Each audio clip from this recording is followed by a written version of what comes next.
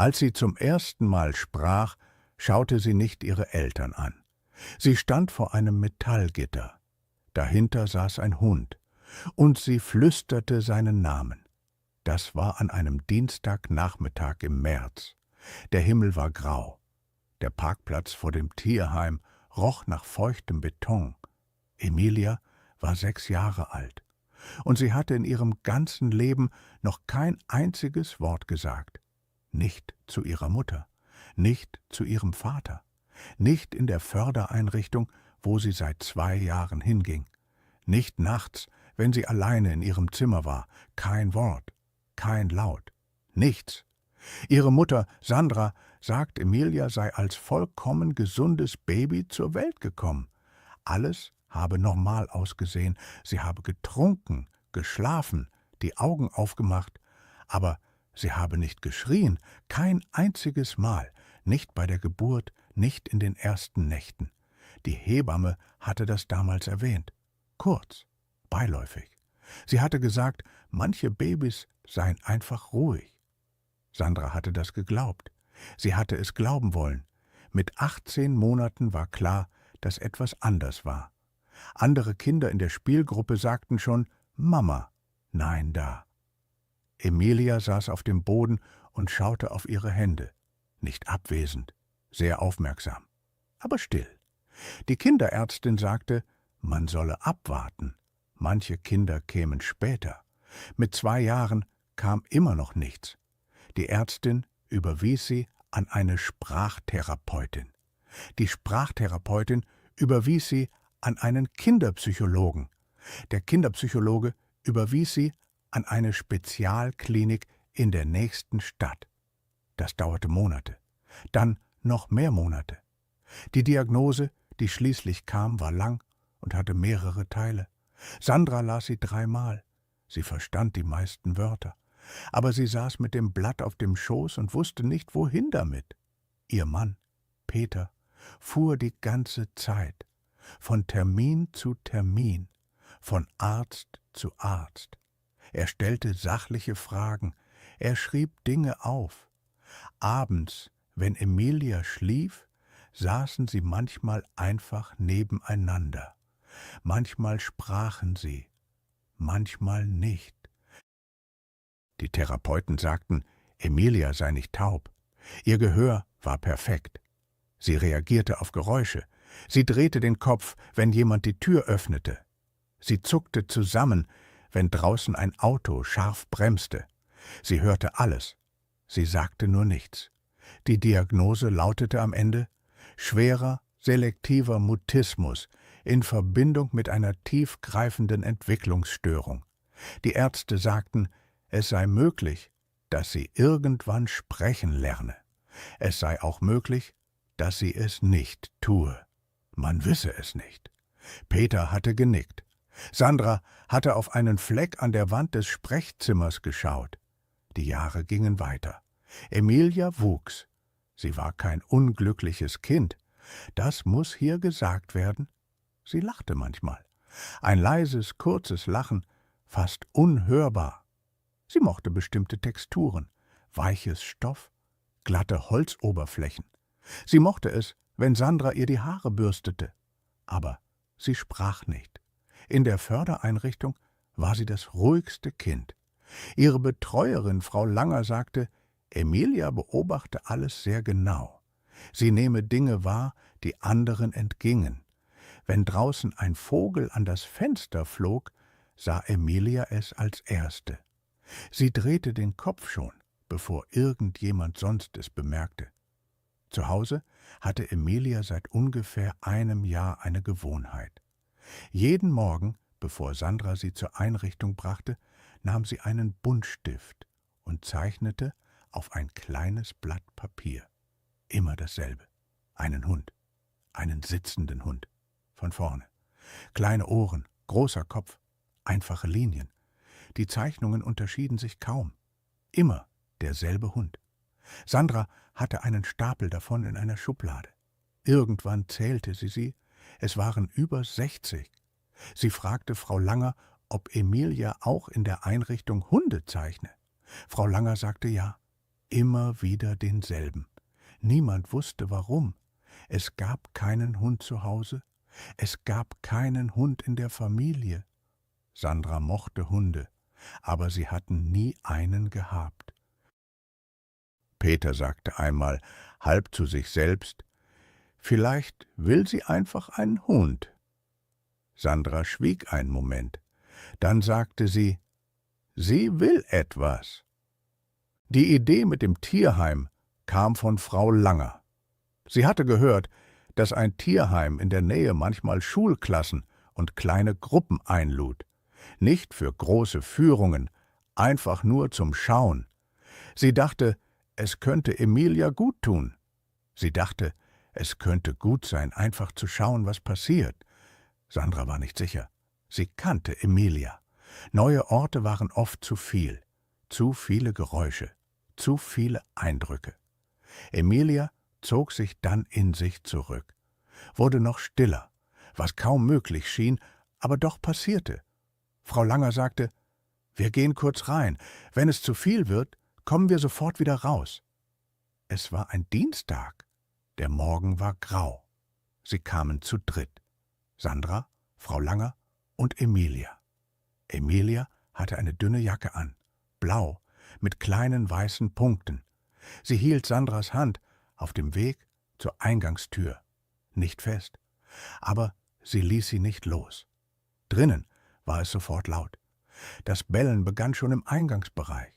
Ein tiefes, rhythmisches Bellen von links, dann ein höheres, aufgeregtes von rechts, dann mehrere auf einmal. Die Wände waren aus Beton, der Boden war gefliest, alles hallte. Es roch nach Desinfektionsmittel und nach etwas Warmem darunter, das sich schwer benennen ließ. Die Mitarbeiterin, die sie empfing, hieß Karin. Sie war freundlich. Sie sprach laut, weil es laut war. Sie erklärte kurz, wie der Hof aufgeteilt war. Große Hunde links, kleine rechts, in der Mitte ein Gang. Emilia blieb an der Eingangstür stehen. Sandra schaute sie an. Emilia schaute nach vorne, in den Gang. Ihre Hand war noch in Sandras. Ihr Gesicht zeigte nichts Lesbares, nur die Aufmerksamkeit, diese sehr genaue, sehr stille Aufmerksamkeit, die Sandra so gut kannte. Karin fragte leise, ob alles in Ordnung sei. Sandra sagte, »Wir schauen einfach.« Sie gingen langsam in den Gang, rechts und links die Metallgitter, dahinter die Hunde. Manche sprangen auf und ab, manche bellten, manche schauten durch das Gitter. Einer, ein großer, heller Hund, legte die Pfoten an das Gitter und schaute direkt auf Emilia. Emilia blieb kurz stehen. Sie schaute den Hund an. Dann ging sie weiter. Nicht, weil sie sich fürchtete. Einfach weiter. Sandra merkte, dass Emilia zog. Nicht stark, aber sie zog. Sie wollte weiter in den Gang, weiter nach hinten. Am Ende des Ganges war es ruhiger. Der Lärm von vorne war noch zu hören, aber gedämpft. Hier waren die Boxen etwas größer. Die Hunde hier bellten weniger. Manche lagen, manche standen.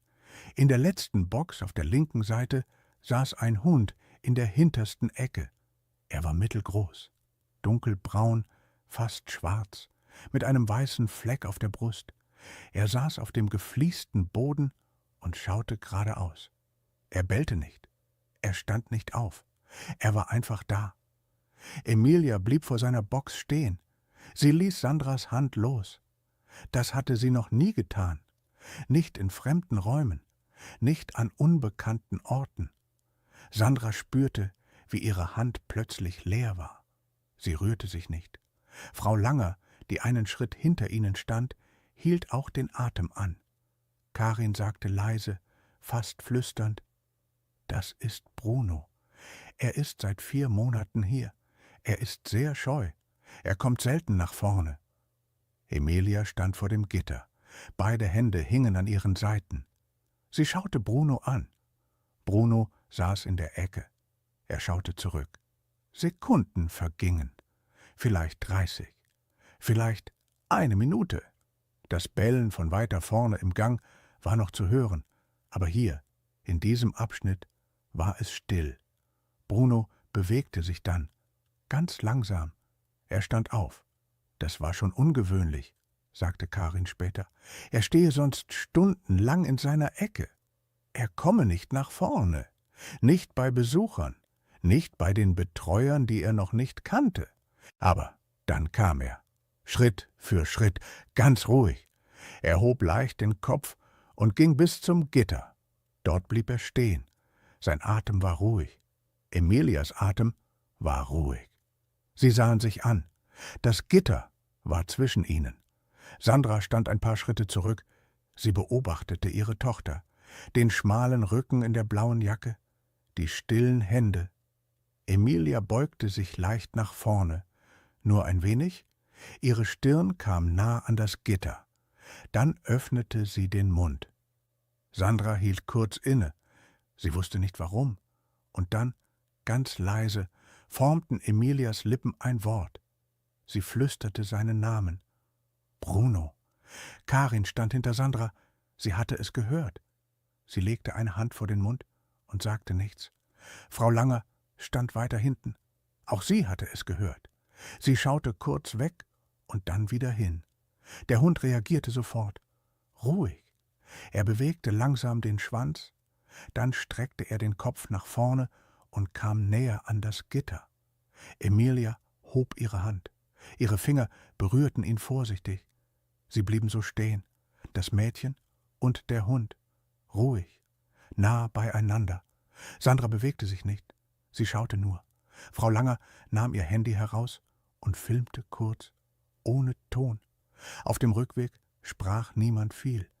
Emilia saß hinten im Auto und schaute aus dem Fenster.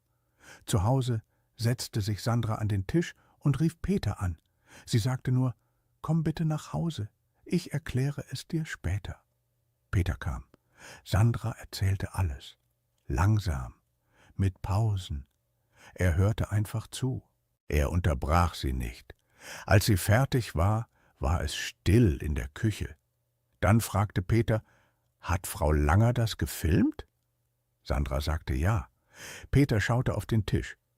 »Darf ich es sehen?« Frau Langer schickte das Video noch am selben Abend. Es war verwackelt. Der Ton war kaum vorhanden.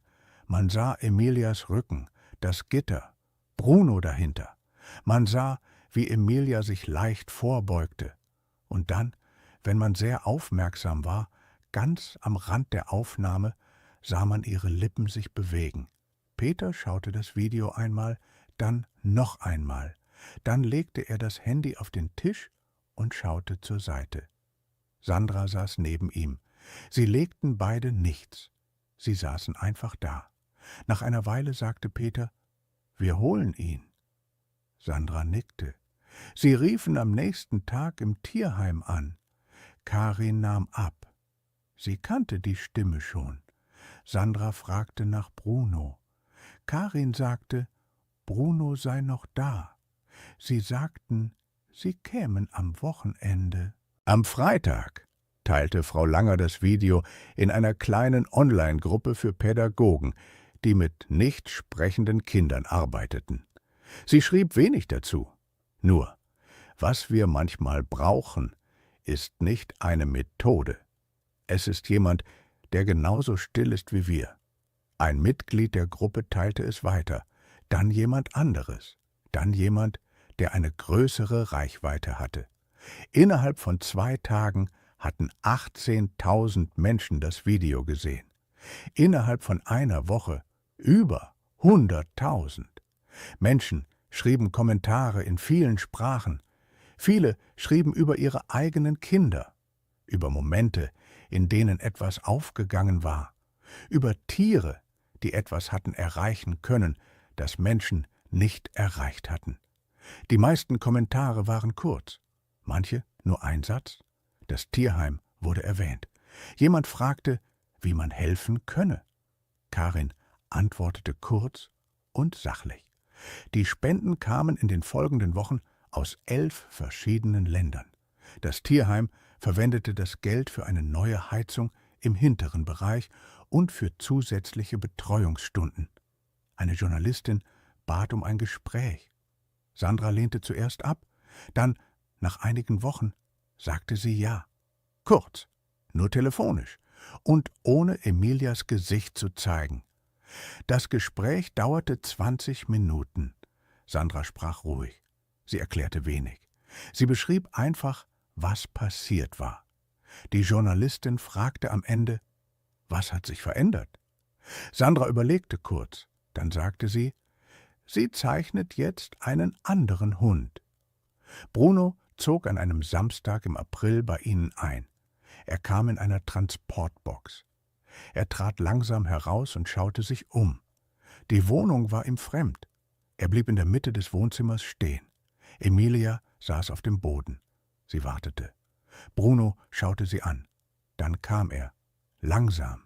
Er legte sich neben sie. Nicht auf ihren Schoß. Einfach neben sie. Seine Seite berührte ihr Knie. Emilia legte die Hand auf seinen Rücken. So saßen sie eine Weile. Peter stand in der Tür und schaute. Er filmte nicht. Er ließ es einfach sein. In den Wochen danach sprach Emilia nicht mehr als vorher.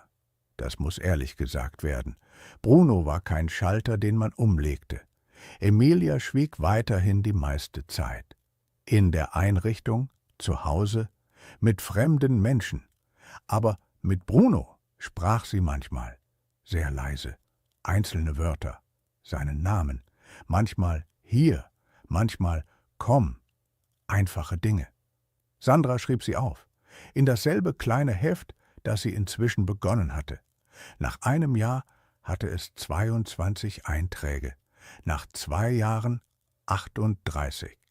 Bruno schläft auf einer Decke, neben Emilias Bett.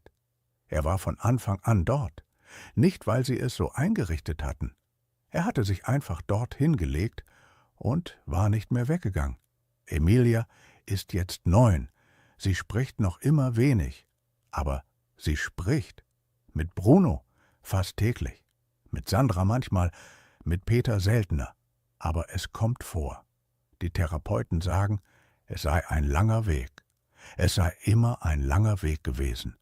Das kleine Heft liegt in der Küchenschublade. Sandra liest manchmal darin.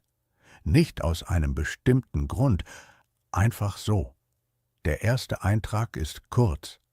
Datum. Und dann nur ein Wort. Bruno. Manchmal ist das erste Wort nicht das Wichtigste. Manchmal ist es einfach der Anfang. Ein Zeichen, dass jemand bereit war. Dass jemand zugehört hat. Nicht mit Worten, nur mit dem Körper. Mit der Stille. Mit dem Bleiben. Bruno hatte nicht gefragt, ob Emilia sprechen könne. Er hatte einfach gewartet. Und sie hatte ihm etwas gesagt, was sie noch niemandem gesagt hatte. Seinen Namen. Das war genug.